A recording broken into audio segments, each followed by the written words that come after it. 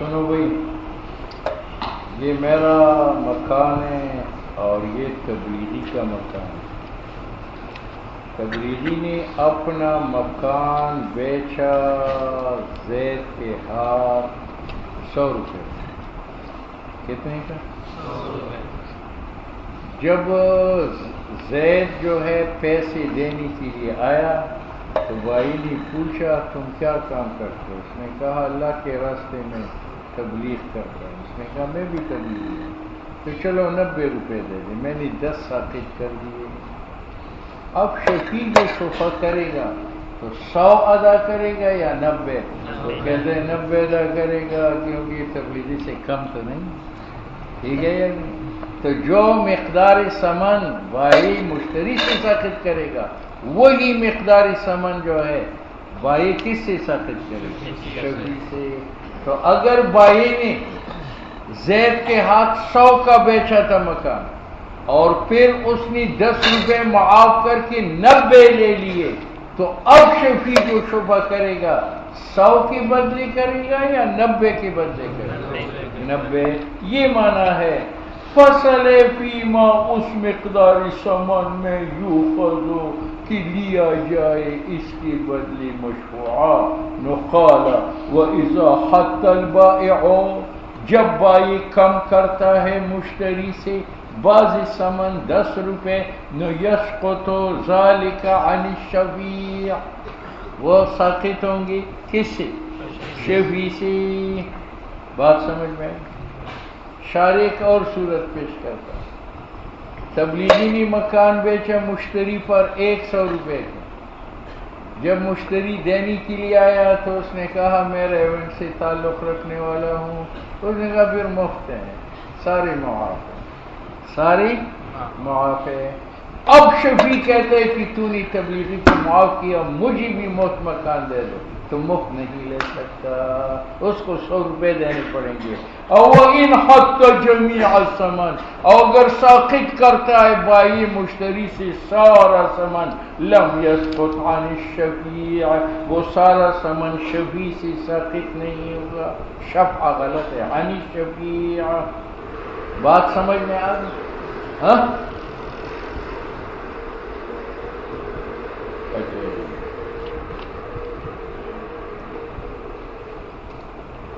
سنو، اگر بھائی بعضی ثمن مشتری سے ساقط کریں تو وہ شفیع سے ساقط ہو جاتے ہیں، اور اگر بھائی مشتری سے کل ثمن ساقط کرے تو وہ کل شفیع سے ساقط۔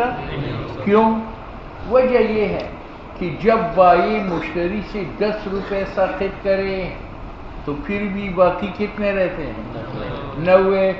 تو 90 ثمن ہے اور مکان جو ہے مبیعہ ہے، اور جہاں ثمن و مبیعہ ہو تو مبادلۃ المال بالمال آیا، اور جب آیا تو بیع موجود ہے اور شفعہ تابع ہے بیع کا، تو بیع جب 90 کا ہے تو شفعہ بھی 90 کا ہے۔ اور اگر یہ کل ساقط کرے تو اس سے اسقاط نہیں ہوتا۔ کیوں؟ وجہ یہ کہ جب کل ساقط ہو گئے تو ثمن رہی نہیں، ثمن رہی نہیں، تو بیع نہ رہی، تو شفعہ تو تابع بیع کا ہے۔ تو چاہیے تو یہ تھا کہ شفعہ باطل ہوتا، لیکن ہم نے شفیع پر اتنا کرم کیا کہ چلو شفعہ تو باطل نہیں ہے لیکن عوض سارا کا سارا دے دو اس کو۔ اب بات سمجھ میں آ گئی؟ یہ معنی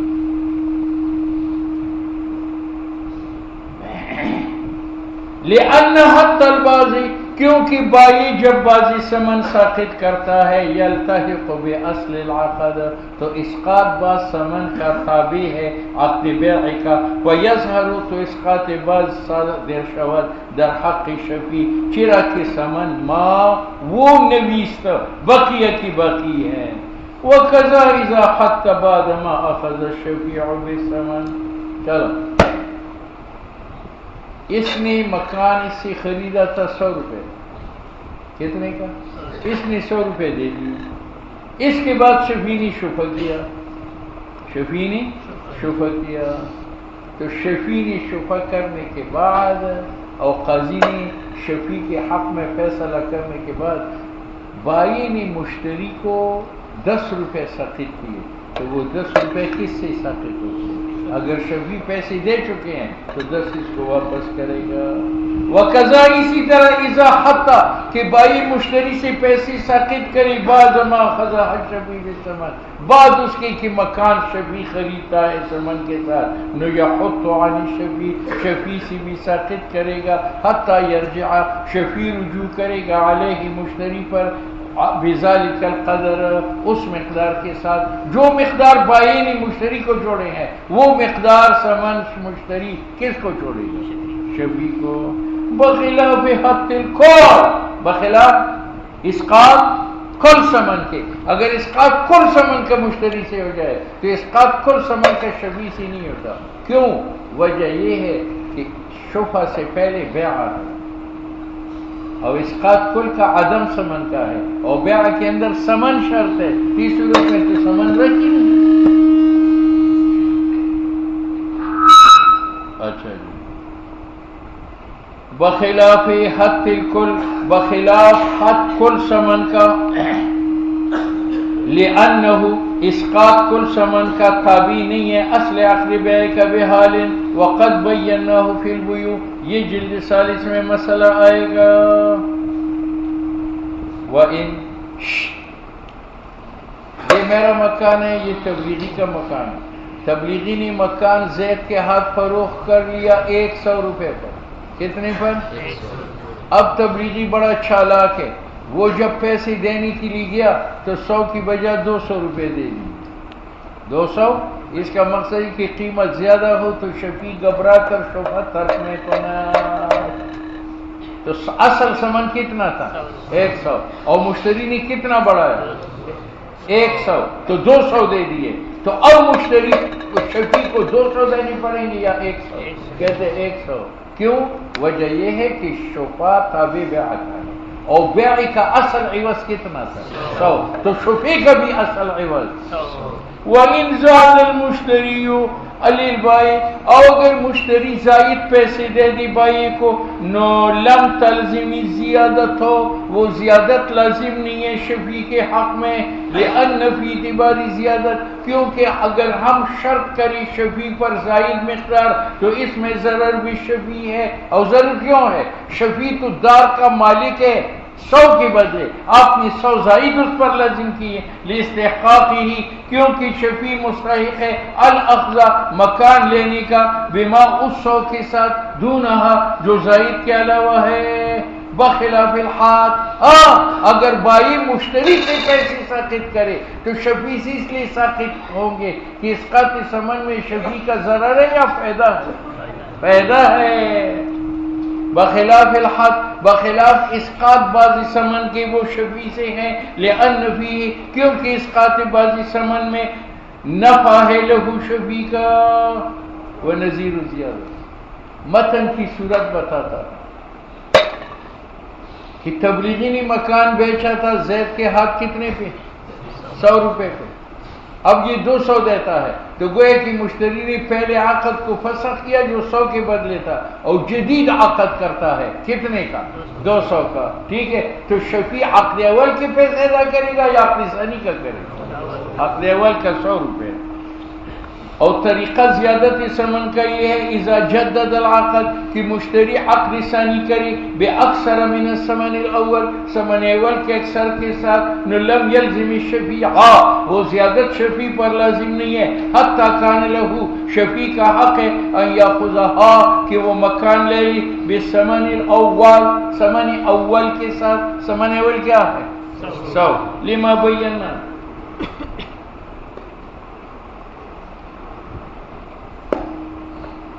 سنو بھائی،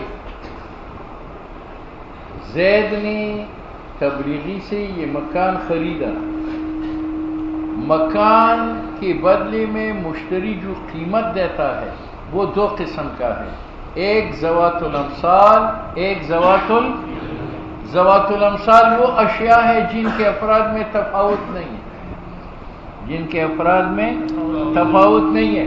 مثلا زید نے تبلیغی سے مکان لیا 1 من گندم کے ساتھ، تو گندم کے دانہ و دانے میں تفاوت نہیں ہے، اگر ہے لوگ اس کا اعتبار نہیں کرتے، تو اس صورت میں اس نے مکان خریدا ذوات الامثال کے ساتھ، تو شفیع جو شفع کرے گا وہ ذوات الامثال دے گا، یعنی گندم دے گا، ٹھیک ہے؟ اور اگر زید تبلیغی سے مکان لے عوض کے بدلے، وہ عوض ذوات القیم میں سے ہو، کس میں سے ہو؟ زید نے تبلیغی سے مکان لیا 100 لوٹوں کے بدلے 100، اور لوٹے ذوات الامثال سے ہے یا ذوات القیم سے؟ قیم سے ہے، کیونکہ لوٹا اور لوٹے میں فرق ہے، رائون کا لوٹا 10 روپے کا ہے، فرانس کا لوٹا جو ہے 2000 کا ہے، تو فرق ہے یا نہیں ہے؟ تو اس صورت میں شفیع جو ہے 100 لوٹے دے گا یا اس کی قیمت ادا کرے گا؟ قیمت ادا کرے گا، کیونکہ اگر 100 لوٹے دینا چاہے تو تبلیغی کہے گا مجھے فرانس کی 100 لوٹے دے دو، اور یہ کہے گا نا رائون سے 100 لوٹے لے کے دے دیتا ہوں۔ بات سمجھ میں آئے؟ رائون میں پٹھان کیا کرتے ہیں؟ لوٹے سے استنجا بھی مارتے ہیں اور اس کو کرتے رہے د وخو یو رسۍ پکې اچولي، په هغې استنجا وهي او هغې باندې څکي. د دوی په ډېر ایمان بالغیب راغلی. تو اگر زید تبلیغی سے مکان خریدے لوٹوں کے بدلے جو ذوات القیم سے ہے، تو شفیع لوٹوں کے ساتھ شفع کرے گا یا لوٹوں کی قیمت کے ساتھ کرے گا؟ وَمَنِ اشْتَرَى دَارًا بِعَرَضٍ، زید نے تبلیغی سے مکان خریدا عروس کے ساتھ، عروس سے مراد برتن ذوات القیم سے ہیں، نو اخذها الشفیع بقیمتہ، شفیع وہ مکان دے گا عروس کی قیمت کے ساتھ، لأنه من ذوات القیم، کیونکہ وہ ذوات القیم سے ہے. او ان اشتراها بمکی، اور اگر زید تبلیغی سے مکان لے گندم کے ساتھ جو مکیلات ہے، او موزون یا سونے چاندی کے ساتھ جو موزونات سے ہے، نو اخذها بمثلہ، تو شفیع جو ہے اس کا مثل دے گا، گندم کی شکل میں گندم اور سونے کی شکل میں سونا. لأنہما، کیونکہ مکیلات و موزونات من ذوات الامثال ہے. ٹھیک ہے، اس کی وجہ کیا ہے کہ اگر مشتری ذوات القیم ادا کرے تو یہ قیمت دے گا، اگر مشتری ذوات الامثال دے تو شفیع ذوات تو کہتے اس لیے کہ یہ شفیع قائم مقام مشتری کا تھا. پہلے مکان لینے کا حقدار کون تھا اور اب کون ہے؟ تو جب یہ قائم مقام ہوا کس کا؟ مشتری کا. تو ہم مشتری کے ہاتھ کو دیکھیں گے، اگر اس نے ایک چیز ذوات الامثال سے دی تھی، ہم کہتے ہیں تو بھی مشتری ہے ذوات المثال دے، تاکہ وہ پہلا عوض محفوظ ہو جائے. اور اگر اس نے لوٹی دیے ہیں تو ہم اس کو کہیں گے قیمت دو، کیونکہ لوٹی کا تحفظ تو مشکل ہے، اس میں لڑائی ہوتی ہے، تو قیمت میں لوٹی کی تحفظ ہے. وَهَذَا اس لیے ان شرع، اسلام نے اثبت ثابت کیا ہے شفیع کے لیے ولایت حق، التملک مالک بننے کا، علی المشتری مشتری کے خلاف، بمثل ما بمثل اس قیمت کی تملکہ کہ مشتری اس کے بدلے مالک بنا، فیراعا اس قیمت کی حفاظت کی جائے گی، بقدر الممکن، بقدر کما فی الاطلاق، کما فی الاطلاق کا معنی ہے تبلیغی کے پاس گندم کی بوری ہے، گندم ذوات القیم ہے یا امثال ہے؟ میں نے اس کو آگ لگا کر خلاص کر دیا، اتلاف کر لیا، تو میرے اوپر کیا لازم ہے؟ ذوات الامثال گندم. اور اگر تبلیغی کے پاس 100 لوٹے تھے اور میں نے تیلی لگا کر پلاسٹک کے لوٹوں کو جو ہے پگھلا دیا، تو میں نے اس کی ذاتی قیمت کو ضائع کر دیا، تو اب میں لوٹی دے دوں گا یا قیمت ادا کر دوں گا؟ تو جس طرح مطلق ذوات الامثال ہلاک کرے تو مثل دینا پڑتا ہے، اور ذوات القیم ہلاک کرے تو اسی طرح مشتری اگر ذوات الامثال دے شفیع ذوات الامثال دے گا، اگر وہ ذوات القیم دے تو شفیع اس کی قیمت ادا کرے گا. یہ معنی ہے کما فی الاطلاق. ٹھیک ہے یعنی ایک چیز ہے جو یقیناً ذوات القیم میں سے جیسے لوٹ، اور ایک چیز ہے جو یقیناً ذوات الامثال میں سے ہے جیسے گندم. ٹھیک ہے، اور ایک چیز ہے کہ دونوں سے مشابہت رکھتا ہے جیسے اخروٹ خزان. اب اخروٹ ایک اتنا ہوتا ہے اور ایک اتنا ہوتا ہے. مقدار کو دیکھیں تو ذوات القیم میں سے، لیکن اگر اس کو دیکھیں کہ بڑے اور چھوٹے کا لوگ اعتبار نہیں کرتے تو یہ ذوات الامثال سے ہیں. تو وہ گنتی سی دیتے ہیں، 100 روپے دو 1000 اخروٹ دے دوں گا. اس کو کہتے ہیں عددی متقارب. عددی یعنی یہ گن کے دیے جاتے ہیں، متقارب اور ان کا مقدار قریب قریب برابر ہے. تو یہ عددی متقارب ذوات القیم میں سے ہیں یا ذوات الامثال میں سے؟ کہتے ہیں یہ ذوات الامثال میں سے ہے. اگر مشتری نے 100 اخروٹ مکان کے بدلے میں دیے تھے تو شفیع جو ہے 100 اخروٹ دے گا. والعددی وہ اخروٹ جو گنی جاتے ہیں، المتقارب اور اخروٹ کا مقدار قریب قریب ہے، من ذوات الامثال. ٹھیک ہے. ادھر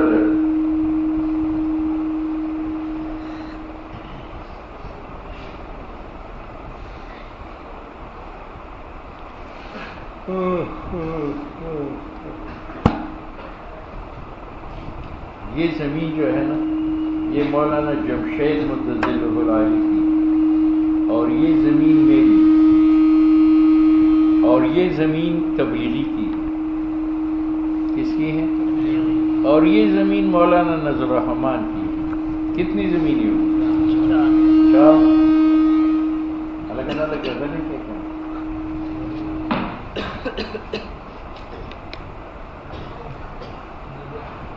پیرا بند دیکھیں.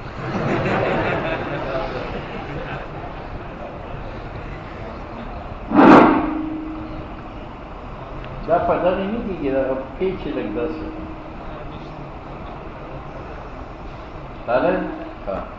سنو، یہ کس کی زمین ہے؟ جمشید صاحب متظلہ العالی کی. یہ مولانا میرا پڑوسی مولانا جمشید ہے، اور تبلیغی کا پڑوسی جو ہے مولانا نذر الرحمان. اب میں نے اور تبلیغی نے سودا کیا. میں نے کہا یار تبلیغی میں یہ زمین آپ کو دے رہا ہوں اور اس کے بدلے میں یہ زمین تم دو. اس نے کہا ٹھیک ہے. تو اس نے اپنی زمین بیچی. کس کے بدلے؟ زمین کے بدلے. اور میں نے اپنی زمین بیچی. کس کے بدلے؟ اب میں نے اپنی زمین بیچی اس پر، اور پڑوسی میرا مولانا جمشید صاحب تھا. تو مولانا جمشید صاحب تبلیغی پر شفقہ کرے گا. اب اس کو کیا دے گا؟ تو کہتے ہیں اس زمین کی قیمت، کیونکہ زمین ذوات الامثال سے نہیں ہے، ذوات القیم سے.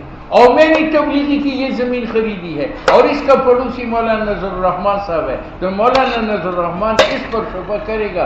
کیا ادا کرے گا؟ قیمت ادا کرے گا یا زمین دے گا؟ قیمت. یہ معنی ہے.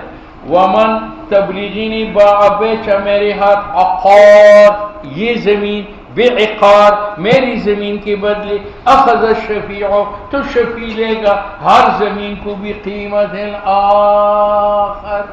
مولانا جمشید شفقہ کرے گا اس مکان پر، اور اس مکان کے بدلے میں کیا ادا کرے گا؟ اس مکان کی قیمت. اور مولانا نذر الرحمان صاحب وہ شفقہ کرے گا اس مکان پر اور قیمت ادا کرے گا اس مکان کا.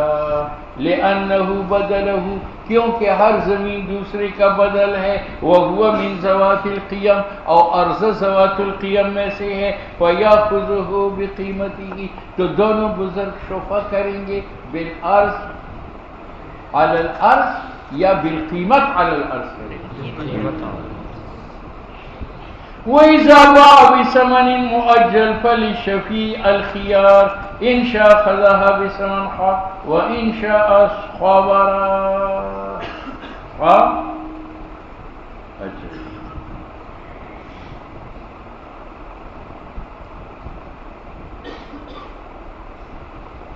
سنو بھائی،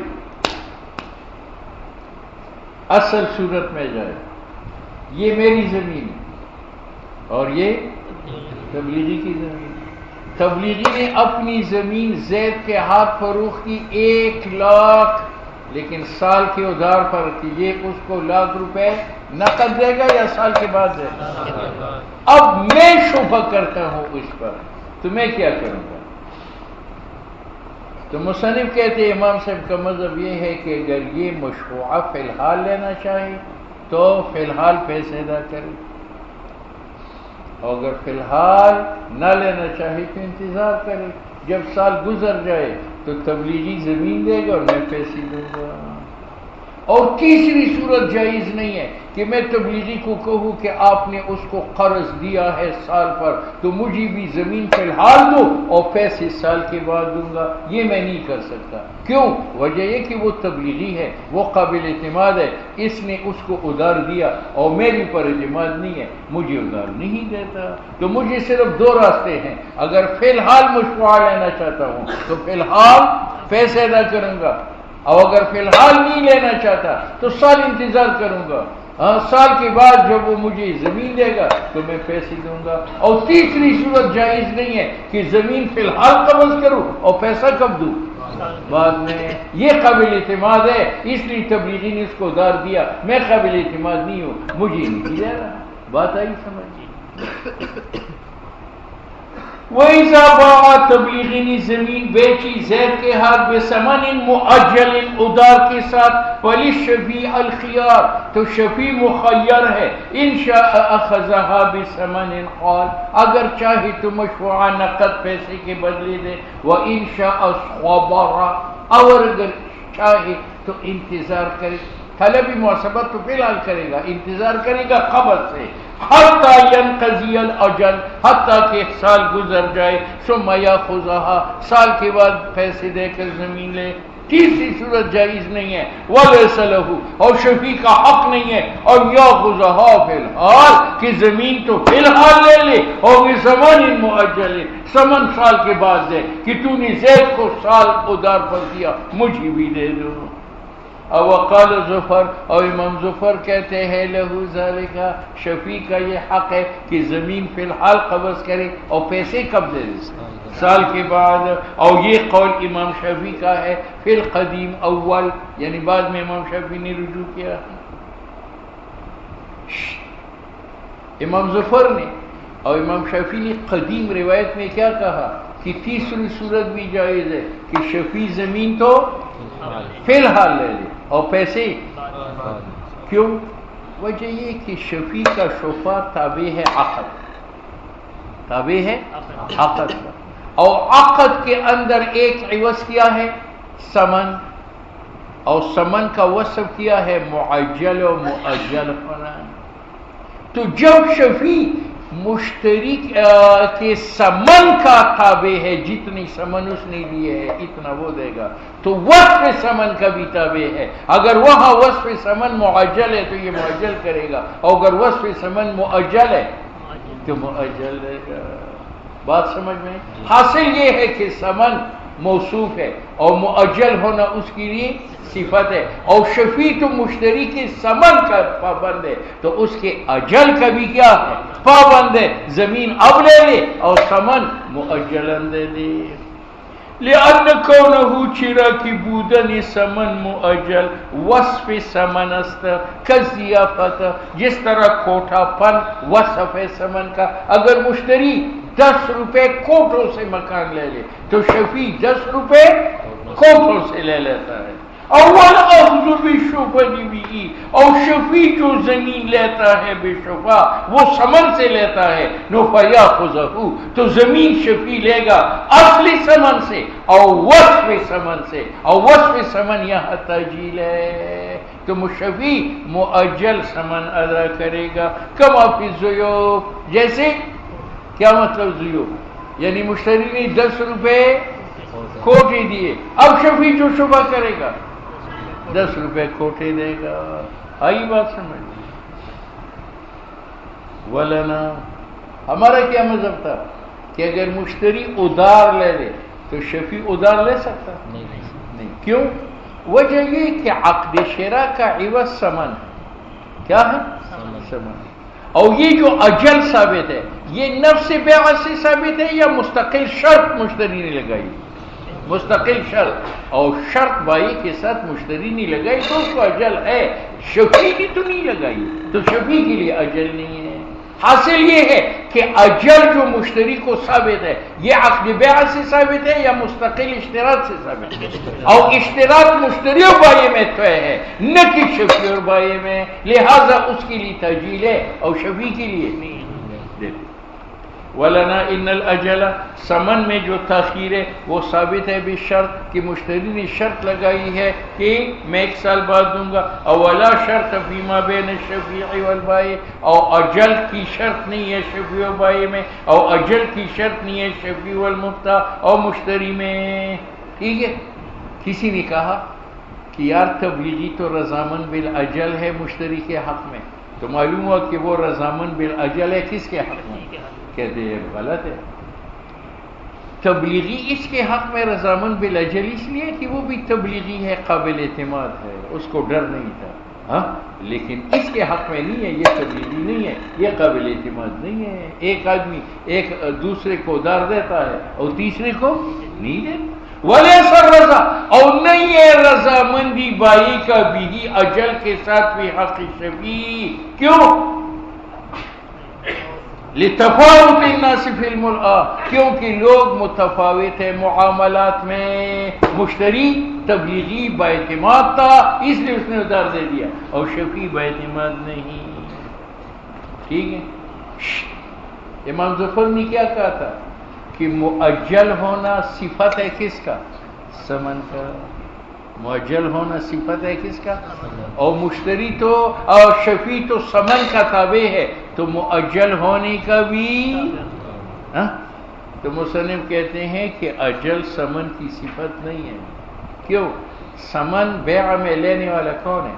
بائع، تو ثمن بائع کا حق ہے، اور اجل میں کس کا فائدہ ہے؟ مشتری کا فائدہ ہے۔ تو اگر یہ ثمن کا تابع ہوتا تو ثمن تو بائع لیتا ہے، تو چاہیے کہ اجل میں بائع کا فائدہ ہوتا، حالانکہ تاجیل میں بائع کا فائدہ ہے یا مشتری کا فائدہ ہے؟ ہاں، وَلَيْسَ الْأَجَلُ وَصْفُ الثَّمَنِ، اور نیز تاخیر وصف برائے ثمن، لِأَنَّهُ چرا کہ اجل حق مشتری است، یعنی مشتری کو فائدہ ہے، وَلَوْ كَانَ وَصْفًا لَهُ، اگر اجل وصف بود برائے ثمن لَتَبِعَهُ، تو اجل تابع گردد برائے ثمن، فَيَكُونُ حَقًّا لِلْمَائِ، اس میں بائع کا فائدہ ہوتا، کب ثمن جس طرح ثمن لینے میں بائع کا فائدہ ہے۔ بات سمجھ میں آ؟ دوسری دلیل ہدایہ پیش کرتا ہے امام صاحب کے لیے کہ جو اجل مشتری کو حاصل ہے وہ شفیع کو حاصل نہیں ہے، اور کیوں؟ تو کہتے ہیں اس کی مثال جلد 40 کا مسئلہ، جلد 40 میں آپ کو آئے گا ایک بیعہ، اس کا نام بیعہ تولیہ۔ کیا ہے؟ میں نے یہ خر خریدا ہے گندم کے بدلے، یہ خر میں نے خریدا ہے کس کے بدلے؟ گندم کے بدلے۔ اس نے خر دیکھا، مروت نے، اس کو خر پسند آیا، اس نے کہا یہ میرے ہاتھ فروخت کرو۔ میں نے کہا یار آپ دوست ہیں، آپ سے کیا قیمت میں مانگوں؟ جو کچھ میں نے دیا ہے وہ دے دو، قیمت بتائی نہیں، جو کچھ میں نے دیا ہے وہ دے دو۔ اب میں نے من گندم دی تھی تو یہ مجھے من گندم دے گا۔ اب یہاں آؤ، ایک میں نے یہ خریدا ہے زید سے من گندم کے بدلے، اور پھر میں نے بیع تولیتاً مروت کے ہاتھ فروخت کر لیا۔ اب اگر اس نے مجھے دیا تھا من مؤجل کے ساتھ، تو جب بیع تولیہ میں اس کے ہاتھ فروخت کروں تو اس پر من مؤجل ہوگا یا معجل ہوگا؟ معجل ہوگا۔ یہ معنی ہے کما اذا اشترى خرا، میں نے خر خریدا بثمن مؤجل، من گندم کے ساتھ ادھار، ثم ولا غیرہ، ثم ولا غیرہ نہیں ہے، یہ لام کے بعد یہ لکھو ثم ولا، پھر میں بیع تولیتاً کے ساتھ بیچتا ہوں خر غیرہ مروت پر، لا یثبت الاجل، مروت کے لیے جو مشتری سے نہیں ہے اجل ثابت نہیں ہے، الا بذکر، ہاں اگر وہ شرط لگائے تب ثابت ہے، نہ قضا ھذا، اسی طرح یہ ہے مشتری نے مؤجل لیا تھا اور شفیع مؤجل نہیں لے گا بلکہ معجل۔ بات آئی سمجھ؟ شکر ہے۔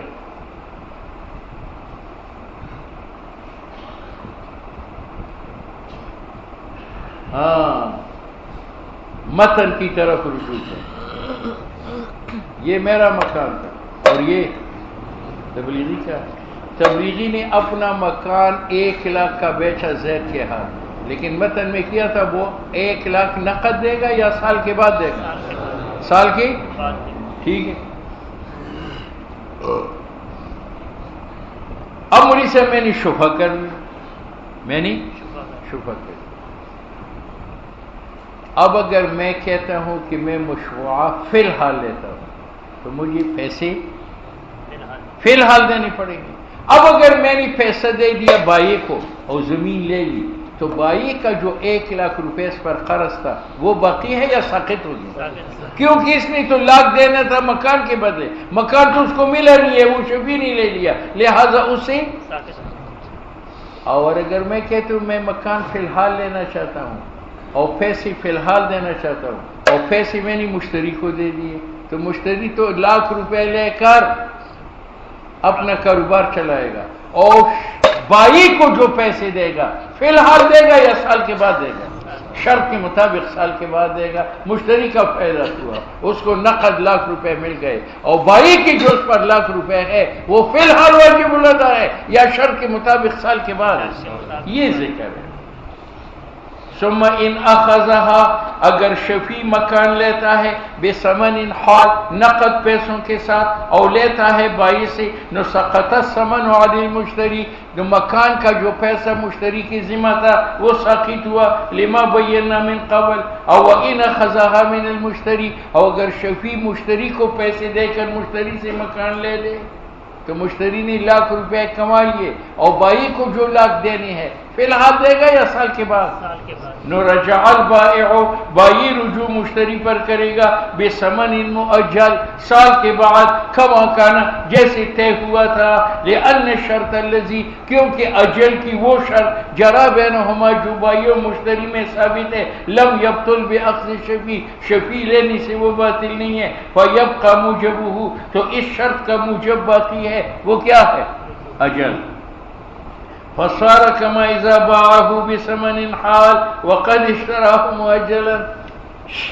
اس کی مثال ایسی ہے، شفیع نہیں ہے.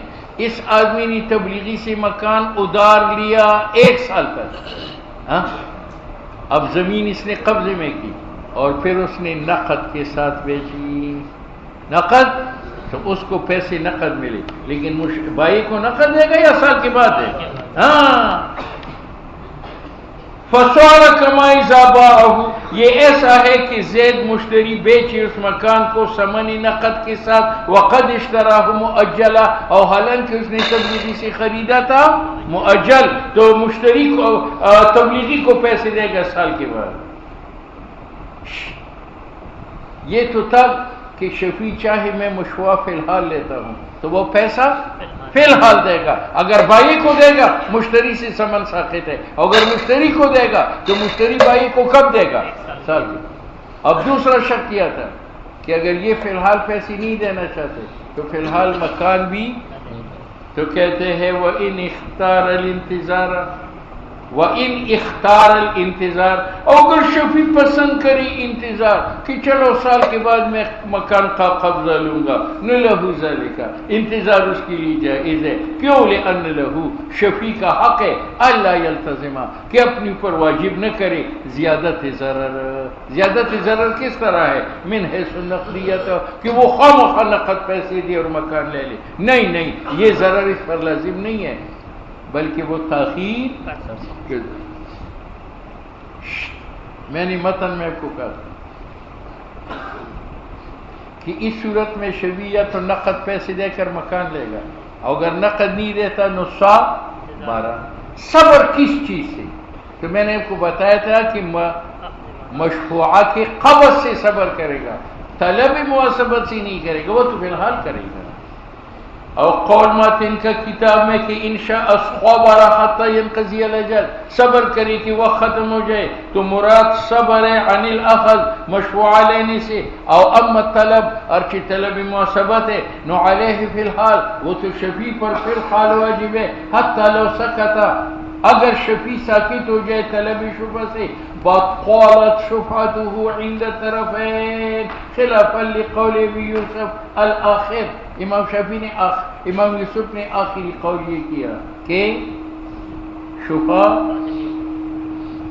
اچھا جی کہاں، اگر طلب معصبت سے خاموشی کرے، صبر کرے تو شفع باطل نہیں ہوتا.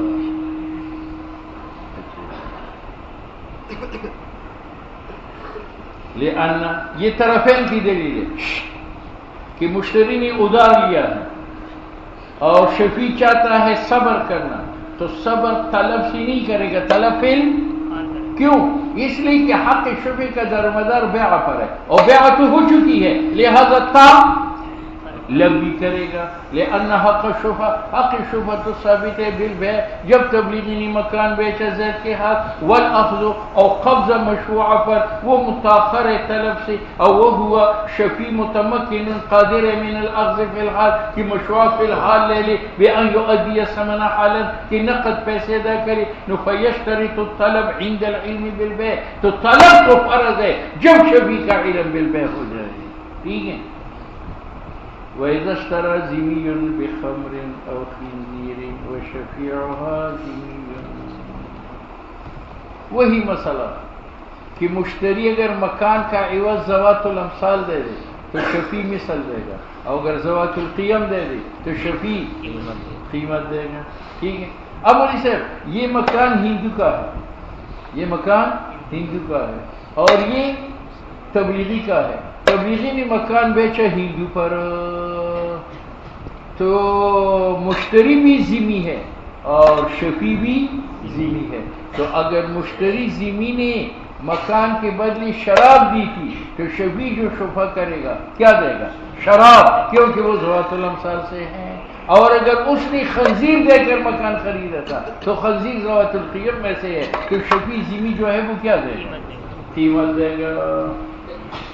وَإِذَا اشْتَرَى ذِمِّيٌّ اور ذمّی زید سے مکان تبلیغی سے مکان خریدتا ہے خمر کے بدلے جو ذوات الامثال سے ہے یا قیمت کے بدلے جو ذوات القیم سے ہے، اور شفیع اس کا ذمّی تھا، نَأَخَذَهَا شفیع ذمّی لے گا بِمِثْلِ الخمر کیونکہ وہ ذوات الامثال ہے، وَقِیمَةِ الْخِنْزِيرِ لِأَنَّ هَذَا الْبِيعَ کیوں مکان کی بیع خمر و خنزیر کے بدلے مقزن بصحت، اس پر حکم ہوتا ہے صحت کے ساتھ، فی بینہم علی ذمہ میں. مسلمان خنزیر کے بدلے مکان نہیں لے سکتا، خنزیر کے بدلے مکان لیکن علی ذمہ خرید سکتے ہیں. اور حق شفیع کا یا شامل ہے مسلمان کو بھی اور ذمہ کو بھی. جس طرح مسلمان شبہ کر سکتے ہیں تو ذمہ بھی.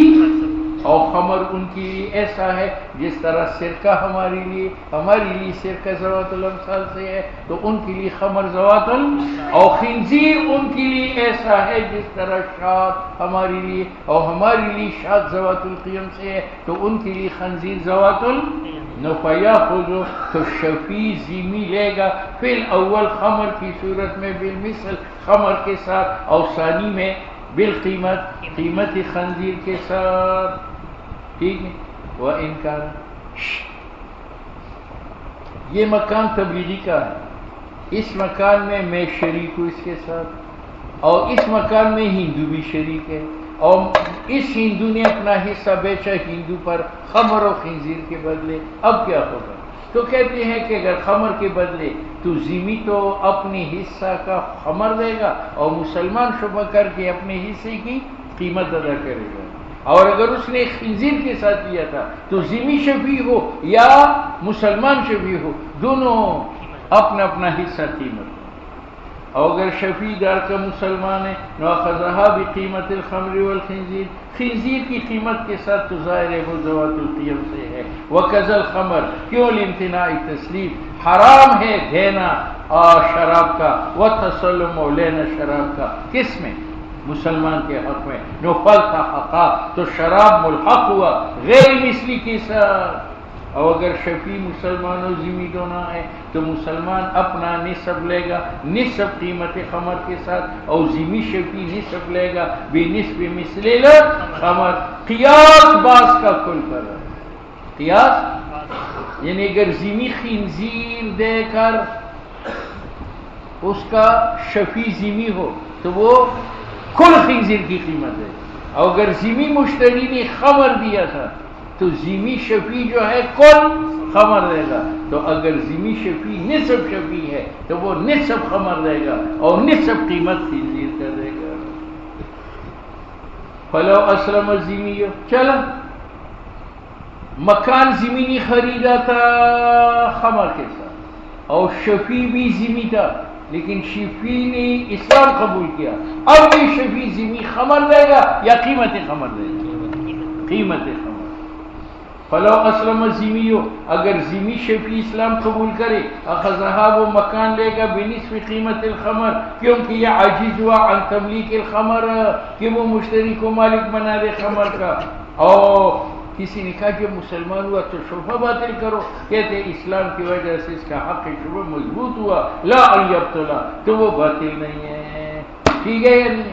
تو مشتری نے مکان دیا تھا خمر کے ساتھ اور شفیع ذمی تھا، لیکن وہ مسلمان ہوا تو اب وہ خمر دے گا یا قیمت؟ یہ ایسا ہے، میں مشتری نے اس سے تر کھجور ایک خرید لی اور مکان لے لیا، اب شفیع تر کھجور دے گا، لیکن جب اس کے حق میں فیصلہ ہوا تو تر کھجور ختم ہو چکا تھا، چوارے خوش موجود تھے. تو مولوی صاحب وہ تر کھجور کے ساتھ کرے گا یا قیمت کے ساتھ؟ ہاں، کمال دستہ رہا، جس طرح مشتری نے مکان خریدا بے ایک ٹن رطب کھجور کے ساتھ، شفیع حاضر ہوا بعد انقطاعی کی جبکہ تر کھجور ختم ہوا تھا، نیاخذھا بقیمت رطب، شفیع وہ لے گا رطب کی قیمت دے کر. کذا ٹھیک ہے. قال